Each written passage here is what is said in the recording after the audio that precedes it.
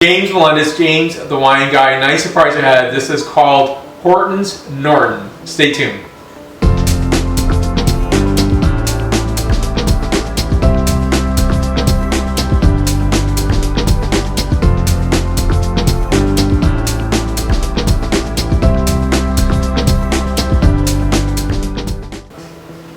So a lot of people don't taste a lot of Norton wines, and I wouldn't expect that. You're going to find that this is indigenous to North America, and I think that's a really cool thing.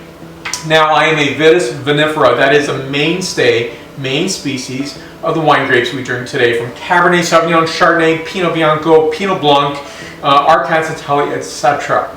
There's another category. There's about 60 different species of the Vitis, so that's any vine-like plant.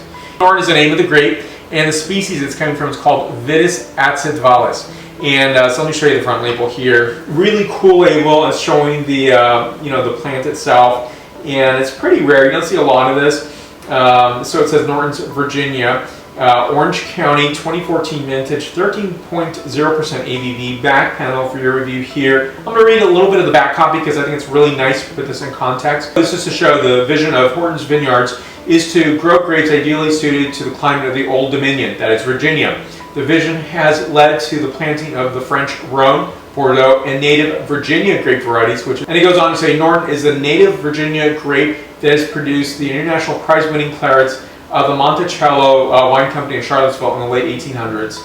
So it is, when you look at this, and the artwork is commissioned for Congress by the National Agricultural Library. Painting is by C.O. Fleischmann in 1867, so that is the story on that.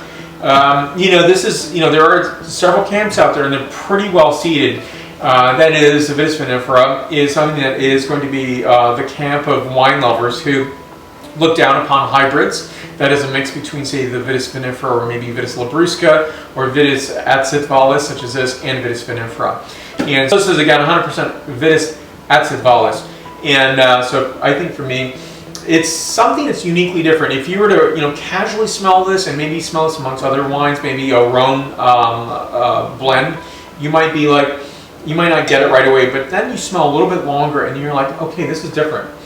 This is really coming through in a very Concord grape way. Concord grape wines, which is, say, the kosher wines. Manischewitz is the well-known brand, and that uses a Vitis labrusca, which is a different species unto itself. And so I think this is a great story. You're bringing this out. I will say right away that I'm not going to do a point score because I don't think it's fair for me to do that, because I've tasted very few Nortons in my time. And I also feel like maybe I give an unfair bias, so I don't want to lean it in that camp either. I also don't want to bruise those people who appreciate it, and I think that would be unfair. So that's why I'm not going to do that. I will get some flavor characteristics on this wine. So here we go. First, with the scent characterization, really berry oriented. Notes of raspberry, blueberry, acai, earth, and game. When I use the word earth and game, that is a really key characteristic for me of the hybrids, as well as the Vitis labrusca and the Vitis acetvalis grapes. They're very distinctly different. They even have a different mouthfeel, different weight, different coating of the wine itself on your teeth, for example, or on your tongue itself. And next, the flavor characterization. Identifiably different. You know when you're tasting this wine, it is Norton. It can be nothing else. And I think that's a really fantastic thing. It's fun.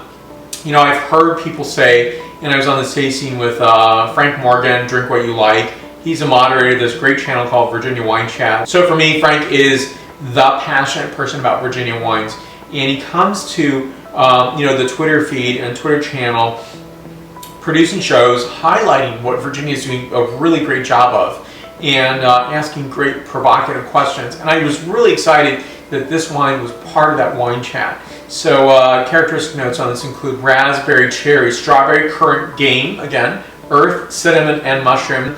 I'll put more information on the producer down below. And I like to keep a motto that I learned from somebody at a wine bloggers conference, which is, when it comes to wines like this, keep an open mind, give it a try, taste it.